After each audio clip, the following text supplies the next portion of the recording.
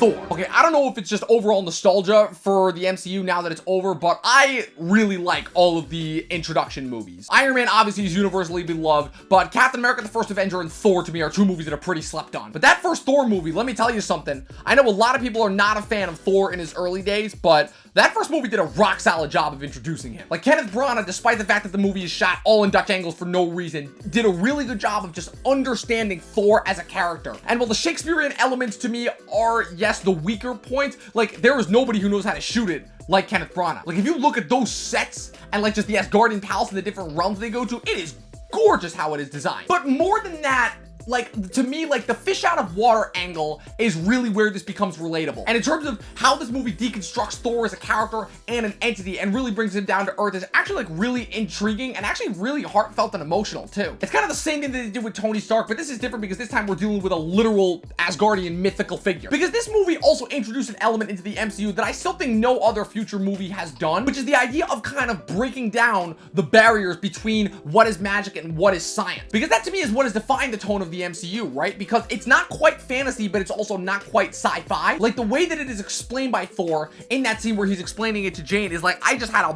big goofy grin on my face. I'm not gonna lie, I really freaking enjoyed this movie. And don't get me wrong, Thor's been awesome and he's kicked ass in a lot of movies, and I know a lot of people love Ragnarok, but this to me is still the only time where a Thor as a character has been truly epic. Like, the way that Patrick Doyle's score swells, the set design, the battles, the way that the characters are characterized. This movie just has an undeniable charm to me. Sure, it's not one of the best MCU movies, and it is for the most part rather low-key and low budget, but in terms of how the Phase 1 movies were really starting to flesh out and establish the connections that would eventually lead up to the first Avengers movie, this movie, I still think a majority of the Phase 1 movies did that better than a lot of the other movies that would come in later. And even though I really wanted to put this in top 10, like, unfortunately, it just didn't make the cut. But yeah, this movie's great. It did a rock-solid job of introducing Thor. And Loki, yeah, I'll admit Tom Hiddleston is probably not the strongest that he is in this movie. He would get a lot better, but he definitely does have, like, a compelling villain arc, even if his plan makes absolutely no sense. Yeah, this is just a really solid movie. It was still in that time period where not every Marvel movie had the same aesthetic look to it, and for that, I commend it. I give it 4 stars.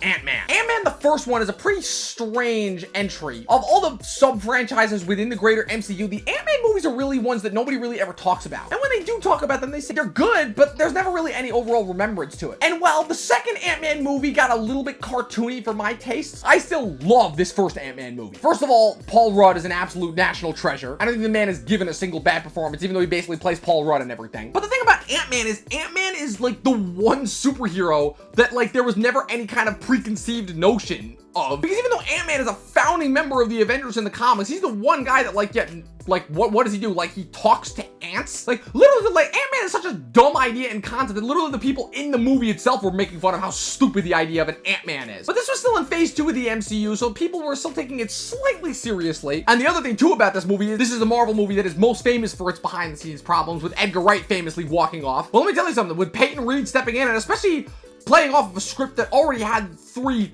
masters of comedy working on it, that being, of course, Adam McKay, Joe Cornish, and Edgar Wright himself. Let me tell you something, he knocked it out of the park with this one. Because this movie almost works as like a late 2000s, like, really fun throwback slapstick comedy. And there have been a few other MCU movies that have just tried for the straight comedy route, and they haven't worked for me as well. But this movie is really funny. It's not Guardians of the Galaxy level funny, but it is still really funny. Mostly for the fact that Paul Rudd is probably just like one of the most passive protagonists you could get, but he just handles everything in such stride, but his reactions are so on point that it just constantly keeps this ridiculously over-the-top material so grounded. Also, I actually really like Michael Douglas. Michael Douglas was kind of checked out for the second Ant-Man movie, but in the first movie, he is actually giving, like, a legitimately commendable performance. Like, he is talking about utter nonsense with the Ant-Man formula and everything, but, like, he sells it. And of course, the great Michael Pena in this movie. Like, Michael Pena steals every single scene in this movie, and the little flash sideways that he has where he's, like, explaining, like, his little chain of people that he talks with is hilarious. I don't know if that was a Peyton Reed bit or if that was something that he kind of adapted from something else that somebody else wrote for the script, but whatever, it works. Unfortunately, of course, the villain, once again, it's a Phase 2 movie, so that we're gonna have a lame villain. Poor Corey Stoll. He was just coming off of House of Cards at this point, and he is trying. That's the one thing I will give Corey Stoll. Unlike Guy Pearce in Iron Man 3, who is beyond boring, Corey Stoll is actually trying to act and give a lot of of credence and credibility